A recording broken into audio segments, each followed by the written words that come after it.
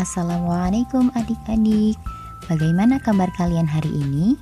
Semoga kalian selalu sehat dan senantiasa berada dalam lindungan Allah. Tetap semangat belajar ya.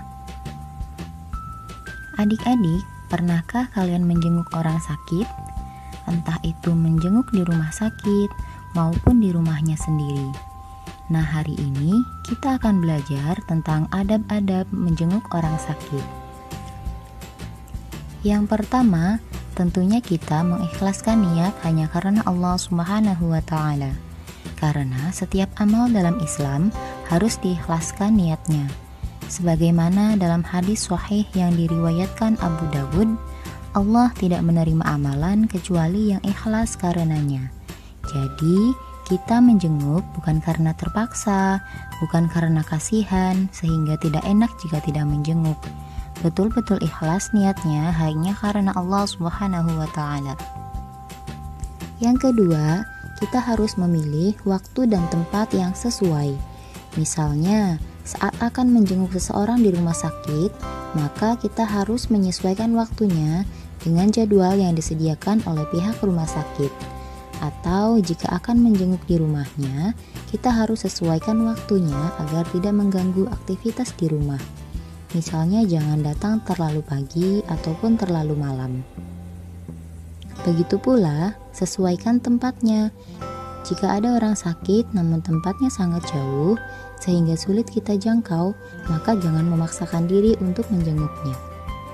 Kemudian yang ketiga, mendoakan dia.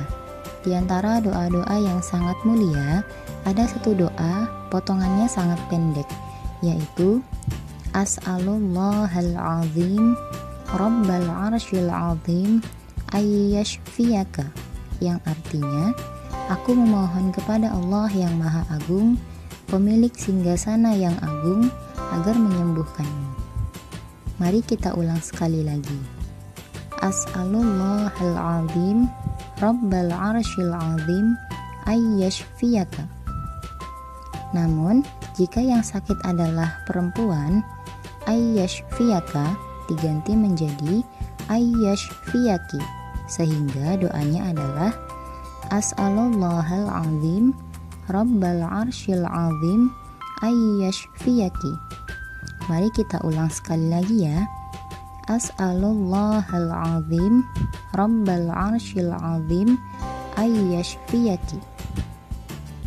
Rasulullah SAW bersabda, tidak ada seorang muslim pun menjenguk orang sakit yang belum ditakdirkan datang ajalnya, lalu ia membaca doa ini sebanyak 7 kali, kecuali orang yang sakit itu akan dikaruniai kesembuhan. Jadi, saat kita menjenguk orang sakit, bacalah doa tersebut sebanyak 7 kali. Pasti Allah sembuhkan selama belum tiba ajalnya. Yang keempat adalah memberikan hadiah. Hadiah tersebut bisa berupa apapun yang ia sukai ataupun yang ia butuhkan. Misalnya, kita memberi hadiah berupa makanan atau minuman, atau vitamin, maupun masker, dan sebagainya. Man at'ama maridon sahwatahu at'amahullahu min simaril jannati. Artinya, barang siapa yang memberi makanan kepada yang sakit, makanan yang dikehendaki, maka Allah akan membalas kebaikan yang tadi dengan buah-buahan dari surga.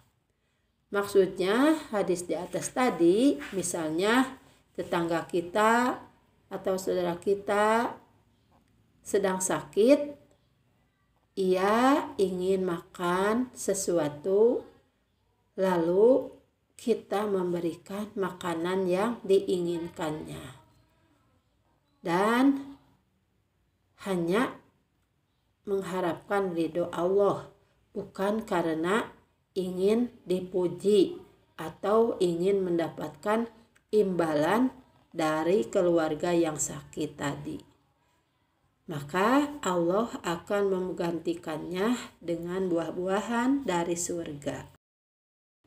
Idza ada ahadukum maridon fala yakul indahu syai'an. Artinya, apabila seseorang di antara kamu menjenguk yang sakit, maka janganlah makan di sisinya sedikit pun.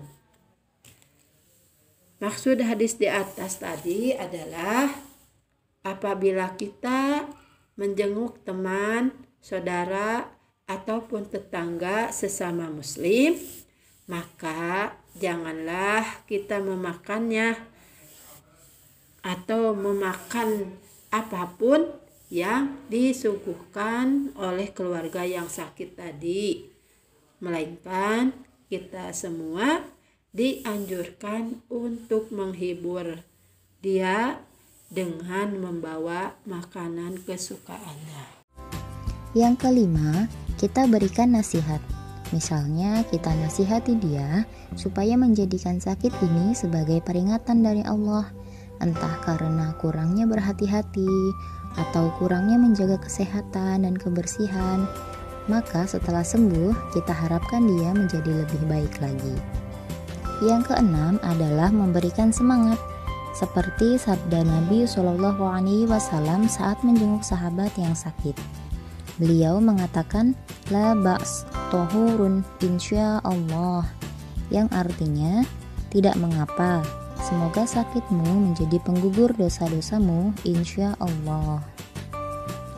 Dengan mengatakan demikian, selain kita memberikan semangat pada yang sakit, kita juga mendoakan dia tentunya. Itulah beberapa adab-adab yang dapat kita lakukan ketika menjenguk orang sakit. Semoga Allah senantiasa melindungi kita semua sehingga terhindar dari berbagai macam penyakit.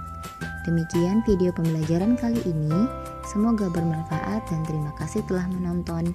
Wassalamualaikum warahmatullahi wabarakatuh.